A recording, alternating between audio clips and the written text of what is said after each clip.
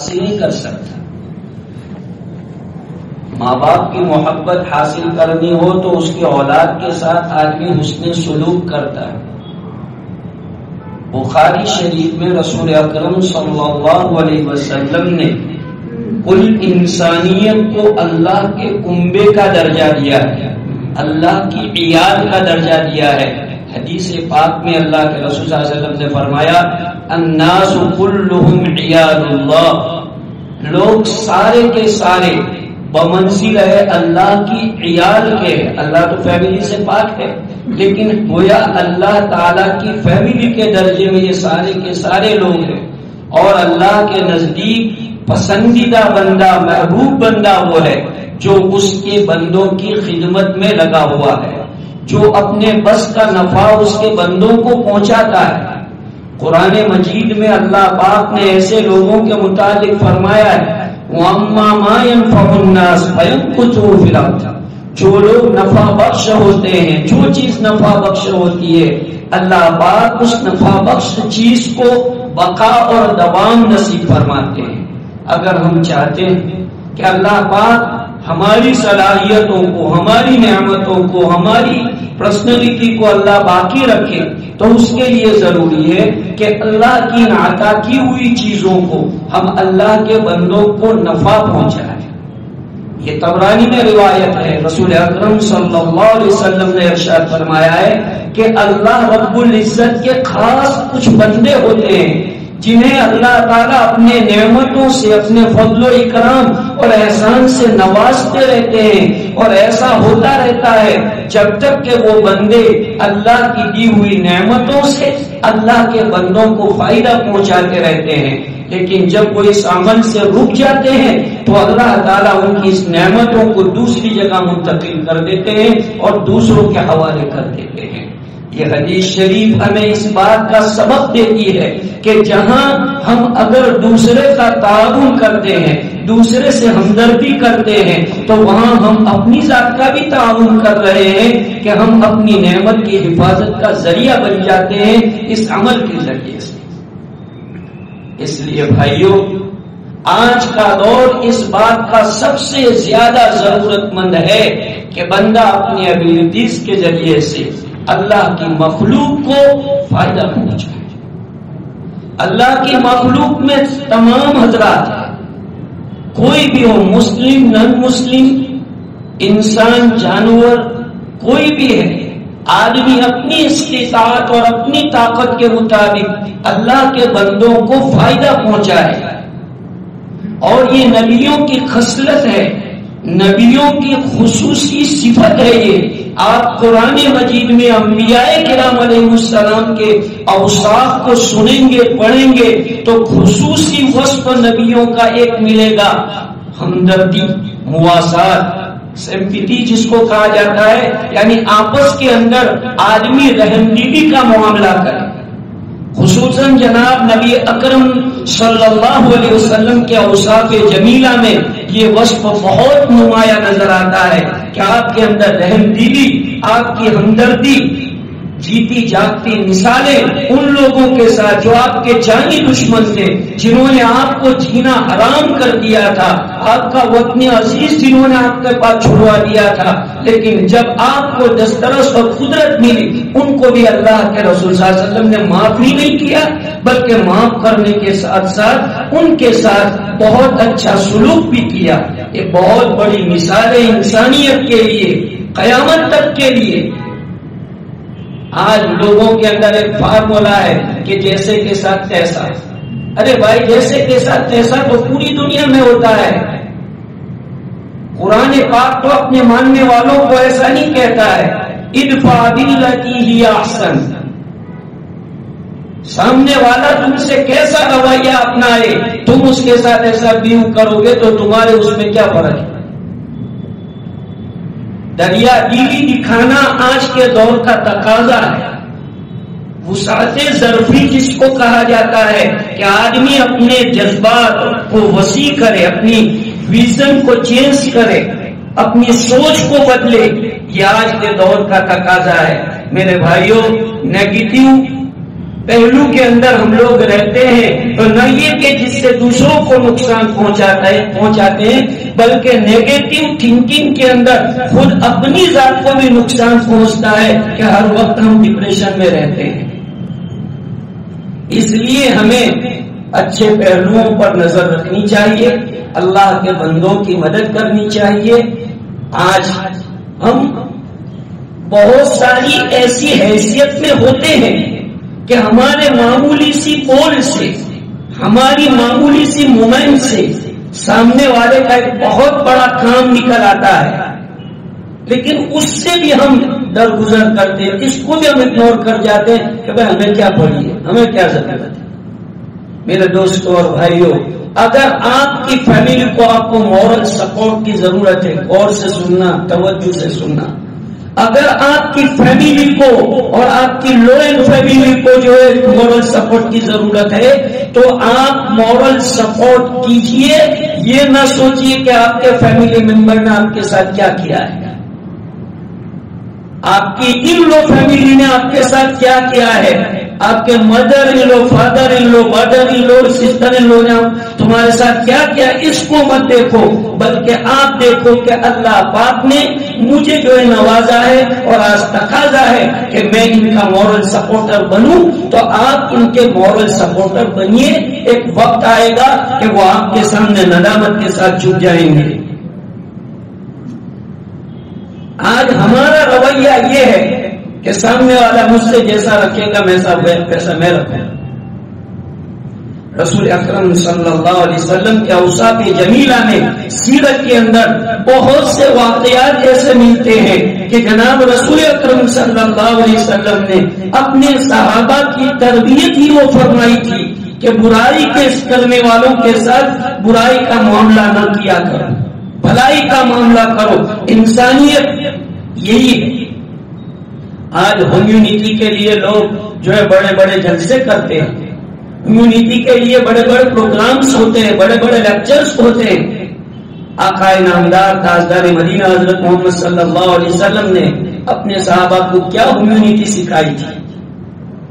حضرت ابن عباس کا واقعہ ہے، مسجد نبوی کے اندر اعتکاف میں بیٹھے ہوئے ہیں، مسجد نبوی ہے، اعتکاف کیے ہوئے ہیں، ایک آدمی آیا اور اپنی داستان سنانے لگا، سناتے سناتے رو پڑا اور کہا حضرت میں تو قرضے تلے دبا ہوں۔ حضرت سے رہا نہیں گیا اور مسجد سے باہر نکلے، اپنے جوتے پہن رہے تھے کہ وہ آدمی نے آواز دی، حضرت تو اعتکاف میں ہے۔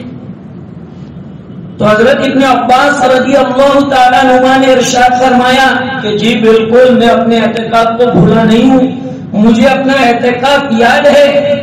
پھر حضرت ابن عباس نے روضہ اقدس کی طرف اشارہ فرماتے ہوئے کہا کہ میں نے اس روضے والے سے سنا ہے کہ جو اپنے کسی مسلمان بھائی کی حاجت کے اندر چلتا پھرتا ہے، اللہ پاک اس کو 10 سال کے اعتکاف کا ثواب عطا فرماتے ہیں۔ اور یہ کہتے ہوئے حضرت ابن عباس جوتے پہن کر اس آدمی کی ضروریات کی تکمیل میں لگ گئے۔ کتنا بڑا عمل ہے، مسجد نبوی کا اعتکاف ہے اور وہ آدمی یاد دلا رہا ہے، لیکن کہہ رہے کہ مجھے اپنا اعتکاف یاد ہے۔ حضرت خواجہ معین الدین چشتی رحمت اللہ علیہ جن کی کوششوں سے ہمارے ملک بھارت میں اسلام پھیلا ہے، لوگوں کو ایمان کی سوائیں ملی ہے، ان کے پاس ایک آدمی آتا ہے اور حضرت سے شکایت کرتا ہے کہ حضرت سلطان التمس کے لوگوں نے میری زمین ناجائز قبضہ کر رکھی ہے، دیتے نہیں ہیں، میں غریب آدمی ہوں، میرے جینے کا یہی ایک سہارا ہے۔ تو حضرت خواجہ معین الدین چشتی اجمیری رحمت اللہ علیہ اجمیر تھے، اجمیر سے دہلی کا سفر کیا۔ خواجہ بختیار کاکی جو کہ ان کے مرشد تھے، جو کہ ان کے مرید تھے، ان کو پتا چلا کہ حضرت آ رہے ہیں، استقبال کیا اور پھر استقبال کرتے ہوئے کہا کہ حضرت کیسے آنا ہوا؟ جب حضرت نے یہ بات رکھی تو کہا مجھے بلا لیتے۔ حضرت نے فرمایا کہ بھائی اس میں تو کوئی بات نہیں تھی کہ میں تم کو بلا لیتا، لیکن میں نے رسول اکرم صلی اللہ علیہ وسلم سے یہ حدیث سنی ہے، آپ علیہ السلام کی یہ حدیث سنی ہے کہ جو کسی مسلمان بندے کی ضروریات اور ان کی مدد میں ہوتا ہے تو اللہ پاک اس کی مدد میں ہوتا ہے، میں اس فضیلت کو حاصل کرنے کے لیے تمہارے پاس آیا ہوا ہوں۔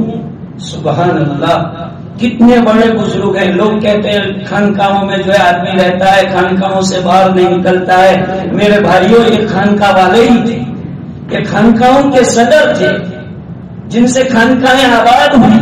ان کا عمل ہے کہ ضرورت پر انہوں نے اپنی خانقاہ بھی چھوڑی ہے۔ یہ بزرگوں کے اعمال ہم کو بتلاتے ہیں کہ ضرورت کے موقع پر آدمی کو اپنے عہدے سے دوسرے کو فائدہ پہنچانا چاہیے۔ اللہ نے تمہیں جو عہدہ دیا ہے، جو دسترس دی ہے، اس دسترس کے ذریعے سے تمہیں دوسرے کا کام نکالنا چاہیے۔ مواسات و ہمدردی کا تعلق صرف مالی معاونت کے ساتھ نہیں ہے کہ ہم کسی کی صدقہ زکات کے ذریعے سے ہیلپ کر دیں۔ مواسات اور ہمدردی کا باب، اس کا چیپٹر بڑا وسیع ہے۔ مواسات اور معاونت اچھے بول سے بھی ہوتی ہے۔ آپ اس کو ایک اچھی نصیحت کریں، اچھا سجیشن دیں، غمزدہ آدمی کو تسلی دیں۔ آپ حضور علیہ الصلوۃ والسلام کی سیرت طیبہ میں پڑھیں کہ جب لوگ غمگین ہوتے تھے تو آپ علیہ الصلوۃ والسلام کس طرح سے ان کو تسلی کے کلمات کہتے تھے۔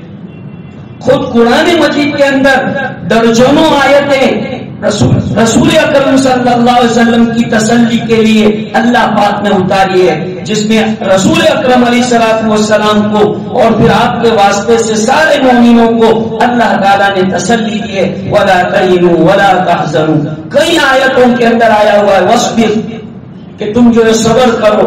ایسی کئی آیتوں کے اندر اللہ تعالیٰ نے تسلی کے کلمات اپنے پیغمبر کو کہے اور پیغمبر کے واسطے سے آپ کے صحابہ اور مومنین حضرات کو تسلی کے کلمات کہے۔ تو ہمیں چاہیے کہ ہم لوگوں کی ہمدردی، لوگوں کی معاونت، قرآن مجید میں سورۃ المائدہ کے اندر اللہ پاک نے اتنا سنہرا اصول بیان فرمایا ہے اور اتنا جامع قاعدہ ہے کہ جس کے اوپر کتنے جزئیات اور کتنے مسائل نہ معلوم علماء نے لکھے ہوں گے۔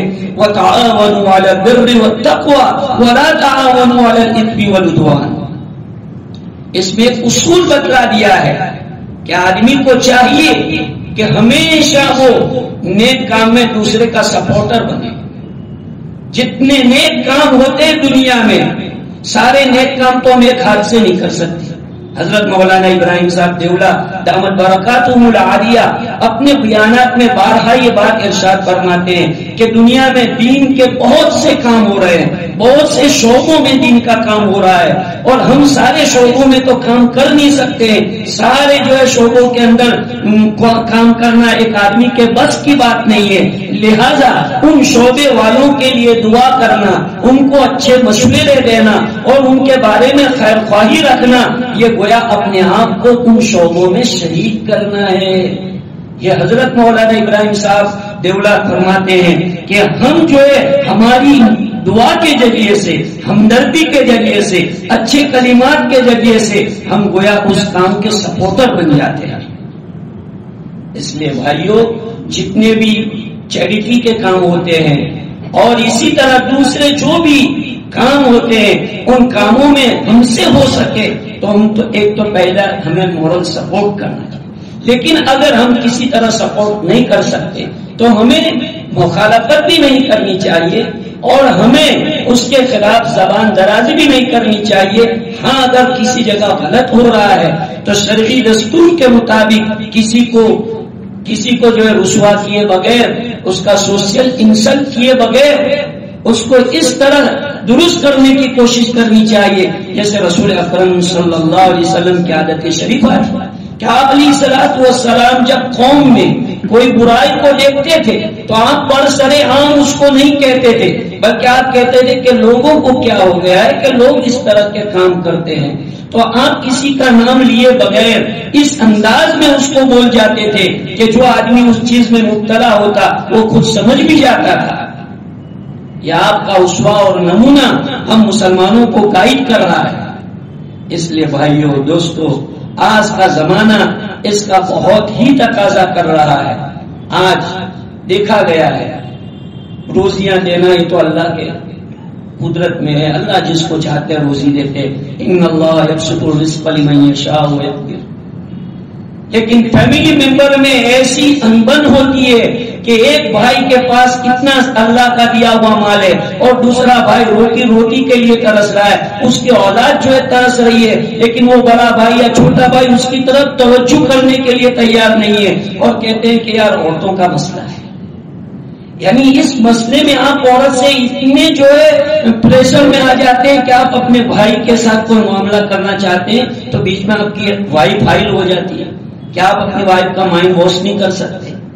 کیا آپ اپنی وائف کو اپنے فیور میں نہیں کر سکتے؟ میں نے یہ نہیں کہتا کہ آپ اپنی وائف کو مارو دھمکاؤ، لیکن دو بول سے آپ اس کو اپنی فیور میں نہیں لے سکتے کہ میرا بھائی تمہارا بھائی، میری فیملی تمہاری فیملی، میرے ماں باپ تمہارے ماں باپ، میں ان کے ساتھ حسن سلوک کروں گا تمہارا ہی نام ہوگا. لوگ کہیں گے کتنی اچھی بیوی ہے، بھلائی کراتی ہے، بھلائی کے راستے دکھاتی ہے. تو کیا ہم اس کی اس طرح سے مائنڈ واش نہیں کر سکتے؟ کوئی بھی چیز جب آتی ہے تو ہم ایک ڈائلوگ بول دیتے ہیں کہ کرنی عورتوں نہیں مانتی کون سا بہنوں نہیں مانتی. یہ ایک مشہور ڈائلوگ ہے ہمارے پاس. میرے بھائیوں یہ غلط ہے. بلکہ کبھی ہم کوئی کام کرنا چاہتے ہیں تو عورتیں نہیں مانتی تو بھی ہم اپنے بس پر کر گزرتے ہیں. اس لیے یہ لاجک کو سمجھ میں نہیں آتی ہے. اللہ پاک امت کو صحیح سمجھ عطا فرمائے. آج کے دور کے اندر ضرورت ہے امت محمدیہ کو کہ امت محمدیہ کے باصلاحیت افراد امت کے کمزور لوگوں کو آگے لانے کی کوشش کریں.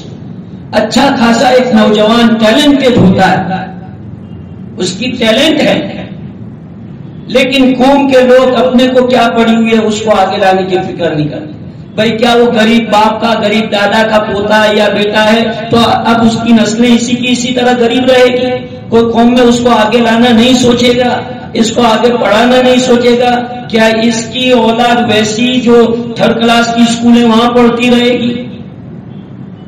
جو آدمی غریب ہے تو کیا اس کا کیا ایسا ہو گیا ہے کہ بس اب وہ اسی طرح رہے گا؟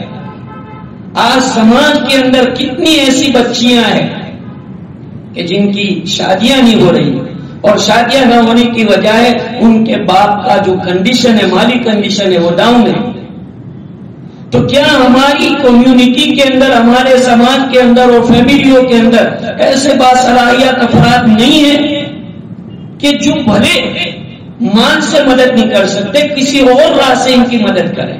حدیث کے پاک میں رسول اکرم صلی اللہ علیہ وسلم نے ارشاد فرمایا کہ جو بندہ کسی مسلمان بھائی کی ضرورت کو، جو بندہ کسی مسلمان بھائی کی ضرورت کو ایسے آدمی تک پہنچائے جو اس کی ضرورت کو پورا کر سکتا ہے، اتنا کام، بس آگے رزلٹ نکلا کہ نہیں نکلا اس سے کوئی مطلب نہیں. کوئی آدمی اتنا کام کرے تو اللہ پاک اس کے قدموں کو ایمان پر اس وقت ثابت قدم رکھیں گے جبکہ لوگوں کے قدم ایمان سے پھسل رہے ہوں گے. اب یہ حدیث شریف آپ دیکھو اور آج کا دور دیکھو کہ کیا لوگوں کے قدم ایمان سے نہیں پھسل رہے ہیں؟ لوگ ایمان کے بارے میں اور اسلام کے احکام کے بارے میں کنفیوژن میں نہیں ہے. ایسے دور میں اگر ہم اپنی دسترس اور اپنی قدرت سے ذمہ دار حضرات تک باتوں کو پہنچائیں گے تو اللہ کے رسول صلی اللہ علیہ وسلم کی حدیث کا مصداق بنیں گے. یہ فضیلت ہمیں حاصل ہوگی. اس لیے بزرگوں اور بھائیوں، قرآن میں اللہ پاک نے یہ ارشاد فرمایا وَأَحْسِن كَمَا أَحْسَنَ اللَّهُ إِلَيْكَ کہ تم اللہ کے بندوں کے ساتھ اسی طرح کا معاملہ اچھا کرو جس طرح اللہ نے تمہارے ساتھ معاملہ کیا ہے. آج اللہ پاک نے تمہیں طاقت دی، مال دیا، قوت دی، خوبصورتی دی، اللہ نے اور اوصاف جمیلہ دیے. تو یہ اوصاف جمیلہ اور یہ نعمتیں جو اللہ پاک کی تمہارے پاس ہے، سمجھو کہ یہ عارضی ہے.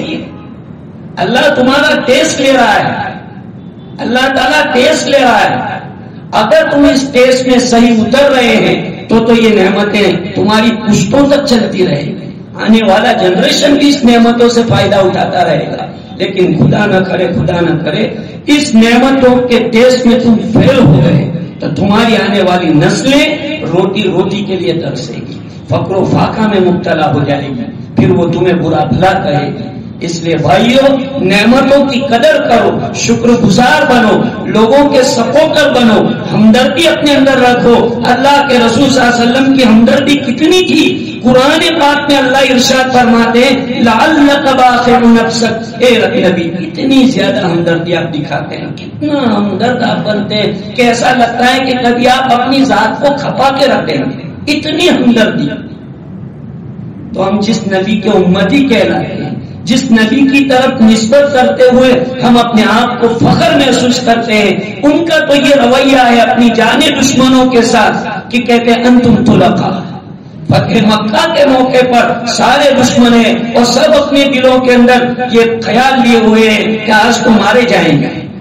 صحابہ کے بھی جذبات تھے، لیکن آقا نامدار تاجدار مدینہ حضرت محمد رسول اللہ صلی اللہ علیہ وسلم جو کہ حقیقی معنی میں دنیا کے لیے رحمت للعالمین ہے، اور آپ کا وصف بھی قرآن نے وما ارسلناک الا رحمت للعالمین فرمایا، آپ نے اس رحمت کا مظاہرہ کرتے ہوئے سرزمین مکہ پر کعبہ شریف کے اندر یہ اعلان فرمایا کہ یہ قریش کے لوگوں سنو، انتم طلقاء، آج تم سب آزاد ہو، جس نے ہم کو ستایا ہے ہم اس کو نہیں ستاتے.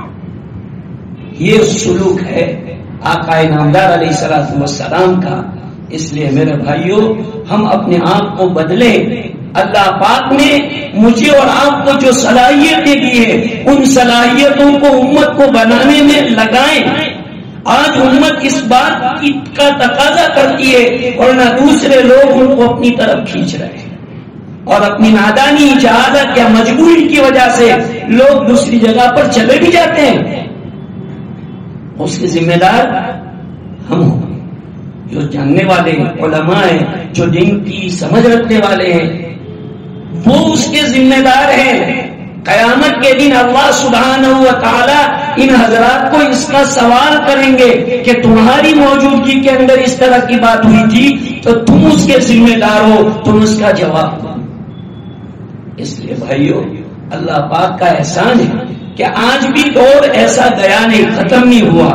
آج بھی الحمدللہ اللہ تعالیٰ نے اپنے بندوں میں اچھے بندے رکھے، لیکن زمانے کے ماحول اور اس کے بگاڑ سے لوگ متاثر ہو کر لوگ کہتے ہیں اپنا اپنا دیکھو. ارے بھائی، قیامت میں نفسا نفسی کا عالم تو قیامت میں آنا والا ہے، لیکن قیامت سے پہلے دنیا میں کیوں اس کا آپ جو ہے ایک نمونہ دکھا رہے ہیں کہ نفسا نفسی آج بھی جو ہے اس عالم میں ہو گئی ہے کہ ایک نفسا نفسی. ایسا نہیں ہے. آدمی کو جو ہے سوشل کاموں میں بھی کام دینا چاہیے اور دینی کاموں میں بھی تعاون کرنا چاہیے. اپنی دسترس اور اپنی قدرت کے مطابق جو کچھ خیر اور بھلائی اللہ کے بندوں کو آدمی پہنچا سکتا ہے وہ پہنچائے. حدیث پاک میں رسول اکرم صلی اللہ علیہ وسلم نے ارشاد فرمایا خیر الناس ما ينفع الناس، لوگوں میں بہتر افضل وہ ہے جو لوگوں کو، اللہ کے بندوں کو نفع پہنچاتا ہے. آج ہم دیکھیں کہ کیا ہم اللہ کے بندوں کو نفع پہنچاتے ہیں کہ نقصان پہنچاتے ہیں. خود ہماری فیملی میں دیکھو کہ ہم ہماری فیملی میں لوگوں کو نفع پہنچاتے ہیں، ہماری فیملی ہم سے پریشان ہے. تو کب تک ہم ایسے رویے رکھیں گے؟ کب تک ہم اپنے اندر بدلاؤ نہیں لائیں گے؟ اتنی عمر گزر جانے کے بعد، اتنے انقلابات کے بعد آدمی کے اندر تبدیلی آنی چاہیے. فیملی ممبر جو ہے اس کے لیے ترسنے چاہیے کہ بھئی ایک ہماری فیملی میں ایک آدمی ایسا ہے کہ جس کو پوری فیملی کا درد ہے. ایسا ہونا چاہیے. سماج میں ایسے لوگ ہونے چاہیے، بستیوں میں، آبادیوں میں ایسے لوگ ہونے چاہیے کہ لوگوں کی وجہ سے، ان کی وجہ سے لوگوں کی ہمتیں بلند ہو رہی ہوں. اور یہ گویا ایک باپ کی طرح ہے کہ لوگوں کے اوپر سہارا بن کے ہاتھ رکھتا ہے کہ میں ہوں، میں بیٹھا ہوں، جب کچھ ہو تو مجھے بتانا. یہ بہت بڑی باتیں ہیں. مصیبت کے موقع پر کسی مصیبت زدہ کو تسلی کے کلمات کہنا کوئی معمولی بات نہیں ہے. ہزاروں نیکیاں آدمی کو ملتی ہے جب کسی غم زدہ کو آدمی تسلی کے کلمات کہتا ہے. حدیث قدسی میں ہے رسول اکرم صلی اللہ علیہ وسلم نے ارشاد فرمایا کہ اللہ تعالیٰ کہتے ہیں کہ اگر تو فلاں بندے کے پاس جاتا اور اس کو پوچھتا تو تم مجھے وہاں پاتا. کمال ہو گیا ہے کہ اللہ پاک کہہ رہے ہیں کہ اس بندے کے پاس میں ہوں. اگر تو جو ہے اس کی بیمار کرسی کرتا تو اس کو کھلاتا پلاتا گویا تم نے مجھے کھلایا مجھے پلایا. یہ حدیث قدسی میں یہ بہت بڑے فضائل ہیں. ان فضائل کو حاصل کرنے کے لیے اتنا گولڈن چانس اور کہاں ملے گا آدمی کو. ہم دیکھتے ہیں کہ بعض مرتبہ آدمی اللہ کا دیا ہوا اس کے ہاتھ میں اتنا ہوتا ہے لیکن وہ دنیا سے ایسا کا ایسا ہی چھوٹ چلا جاتا ہے اور اپنے لیے کوئی ذخیرہ کر کے نہیں جاتا. اب بتائیے جب اللہ کی دی ہوئی دولت اور اللہ کی دی ہوئی صلاحیت سے آپ نے لوگوں کو فائدہ نہیں پہنچایا اور ایسا ذخیرہ چھوڑ کے آپ مر گئے تو کیا ہوگا؟ قیامت میں بھی آپ کو اس کا جواب دینا پڑے گا. ایسا تو ہے نہیں کہ آپ قیامت میں چھوٹ جائیں گے. اس لیے بھائیو ہمارے جو فرائض اور واجبات ہیں الحمدللہ تبلیغ جماعت کی محنت سے علماء کے بیانات سے لوگ فرائض واجبات تو ادا کر رہے ہیں لیکن لوگوں کے اندر خدمت خلق کا جو جذبہ ہونا چاہیے وہ خدمت خلق کا جذبہ اب تک وہ پیدا نہیں ہوا جو ہونا چاہیے. ہمیں نان سیلفش ہو کر خدمت خلق کرنی ہوگی اور کوئی فرق نہیں, مذہبی اعتبار سے کوئی ڈفرنس نہیں. ہم کو جو ہے اللہ کی مخلوق اللہ کے بندے سمجھ کر ہر ایک کی خدمت موقع مال اور تقاضے کے اعتبار سے بعض موقع اور تقاضے ایسے ہوتے ہیں کہ اس میں بندہ معمولی کام کرتا ہے اور وہ معمولی کام اس کو اتنا بڑا درجہ دیتا ہے کہ آدمی اگر سالوں نمازیں پڑھتا سالوں روزے رکھتا تو بھی اس کو وہ چیز نہ ملتی جو اس وقت کے تقاضے پر کرنے کی وجہ سے ملی ہے. بہت مشہور واقعہ ہے. ایک بزرگ حج کو جا رہے تو حج کو جاتے ہوئے راستے میں کسی بری عورت کو دیکھا کہ مری ہوئی مرغی لے جا رہی ہے تو حضرت نے دیکھ لیا کہ مری ہوئی مرغی لے جا رہی ہے, مردار تو حرام ہے. دیکھا پیچھا کیا تو بتایا کہ میری بچیاں ہیں اور جو ہے اس طرح ہم تو بے سہارا ہے بے کس ہے. حضرت نے اپنا ارادہ چھوڑ دیا اور اپنا حج کا پیسہ سارا ان کو دے دیا. جب آئے تو ساتھی لوگ بشارت سنا رہے ہیں کہ تمہیں حج مبارک ہو. پوچھا یار ماجرا کیا ہے؟ بتایا کہ اللہ پاک نے جو ہے آپ کے جیسا ایک فرشتہ مقرر کیا جو آپ کی شکل میں آ کر کے وہ ہر سال حج کر رہا ہے. بتاؤ جو تمنا اس بندے کی تھی اللہ نے پوری کی کہ نہیں؟ وہ یہ چاہ رہا تھا کہ میں حج پہ حج کروں عمرہ تو عمرہ کروں. منع نہیں ہے حج پہ حج کرو عمرہ کرو عمرہ کرو, اللہ آپ کو بار بار لے جاوے اور کراوے, منع نہیں. لیکن ذرا خیال تو کرو وقت کا تقاضا کہ آپ کی فیملی میں آپ کے بھائی کے اولاد کی شادی باقی ہے, بہنوں کے اولاد کی شادی باقی ہے اور آپ نام کرنے کے لیے حجوں پر حجیں کیے جا رہے ہیں, عمرے پر عمرے کیے جا رہے ہیں. آپ کا بھائی کرائے کے مکان میں رہتا ہے, آپ کا بھائی رکشہ چلا رہا ہے, آپ کا بھائی کیسی پریشانی میں ہے. حدیث میں رسول اکرم صلی اللہ علیہ وسلم نے ارشاد فرمایا لیس المؤمن الذی یشبع وجاؤہ جائع فی جنبہ. حدیث میں رسول اکرم صلی اللہ علیہ وسلم نے ارشاد فرمایا کہ وہ آدمی مومن نہیں ہے جو خود تو پیٹ بھر کر سو جاتا ہے, رات کو ڈکانے دیتا ہے اور اس کا بھائی پڑوس میں بھوک کی حالت میں بل بلاتا ہوا سو رہا ہے. آج ہمیں غور کرنا چاہیے کہ ہمارے اڑوس پڑوس کے اندر لوگوں کو اچھی طرح روز کھانا ملتا نہیں ملتا, لوگوں کی ضروریات پوری ہوتی نہیں ہوتی. اڑوس پڑوس کے اندر ہم کتنا ایسا کھانا ہوتا ہے جو ویسٹیج ہوتا ہے ڈسٹ بن کے اندر ڈال دیتے ہیں, وہی کھانا کسی ایک غریب آدمی کا جو ہے ایک وقت کا کھانا ہو جاتا, اس کو ہم نے ڈسٹ بن میں ڈال دیا, کوڑے کرکٹ میں ڈال دیا یا جو ہے کتوں کو ڈال دیا. تو اگر اس کو اشرف المخلوقات انسان کو کھلانے کے لیے دیتے تو کتنا فائدہ ہوتا. میرے بھائیوں یہ مت سوچو کہ اس سے کیا ہوتا ہے یا آپ کو ایسا لگتا ہے. اللہ کے بندے دعائیں دیتے ہیں اور اللہ کے بندوں کی دعائیں لگتی ہیں. کون سا بندہ کیسے وقت میں تمہارے لیے کیا دعا کرے گا اور اس کی دعا کس وقت رنگ لائے گی تم نہیں جانتے. تم یہ سمجھتے ہوں گے کہ بھائی اب تک ہم کام کر رہے ہیں ہم کو تو کسی دعا کا کوئی رنگ اثر نظر آتا ہی نہیں ہے. تو یہ اللہ کا ایک غیبی نظام ہے. آپ پر آنے والی کئی مصیبتیں ایسی ہوں گی جو لوگوں کی دعاؤں کی برکت سے ٹل گئی ہے. آپ کی عمر میں جو اضافہ ہوا یا آپ کو جو یہ ہیلتھی طبیعت ملی یہ لوگوں کی دعاؤں کا نتیجہ اور تقاضا ہے, ورنہ اللہ نہ کرے تم کب سے آئی سی یو میں ہوتے. اور آئیسیو سے کب سے قبرستان میں چلے گئے ہوتے، لیکن پھر سے اللہ نے تم کو نکالا اور لائے، یہ کسی کی دعائیں تمہارے ساتھ کام کر رہی ہے. یہ ایک بہت بڑی باتیں ہیں جو سمجھنے کی ہے. میرے بھائیوں، آج وقت کا تقاضا ہے کہ ہم رسول اکرم صلی اللہ علیہ وسلم کی سیرت کو پریکٹیکلی عام کریں. آپ علیہ السلام کی سیرت بیانوں میں ہے، میں بول رہا ہوں، کتابوں میں تعلیم میں ہو رہی ہے، لیکن سماج میں سوشل، اس کے اندر جو سوشل لائف میں آنی چاہیے وہ سوشل لائف کے اندر حضور کی سیرت نہیں ہے. سوشل لائف کے اندر حضور کی سیرت کو لائیے. پریکٹیکلی آپ اپنے ڈپارٹمنٹ میں حضور کی سیرت کو نمایاں کیجیے. آپ جس ڈپارٹمنٹ سے تعلق رکھتے ہیں اس ڈپارٹمنٹ کے اندر آپ کی ایک پرسنالٹی ہوگی. میں قسم کھا کے کہتا ہوں، اگر آپ اپنے نبی کی سیرت کے مطابق اس ڈپارٹمنٹ میں رہیں گے تو آپ کی ایک پرسنالٹی ہوگی. آپ کا جو ہے ایک بہت نام ہوگا کہ بھائی یہ آدمی ہے جو بہت سینسیٹیو ہے.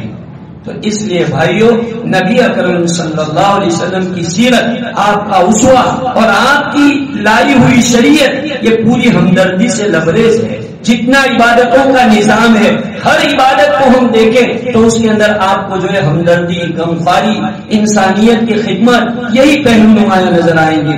اللہ پاک مجھے اور آپ کو اور تمام امت مسلمہ کو نبی پاک علیہ الصلوۃ والسلام کی سیرت عظیمہ سے فائدہ اٹھانے کی اور اس کو عام کرنے کی توفیق عطا فرمائے. وآخر دعوانا الحمدللہ رب العالمین.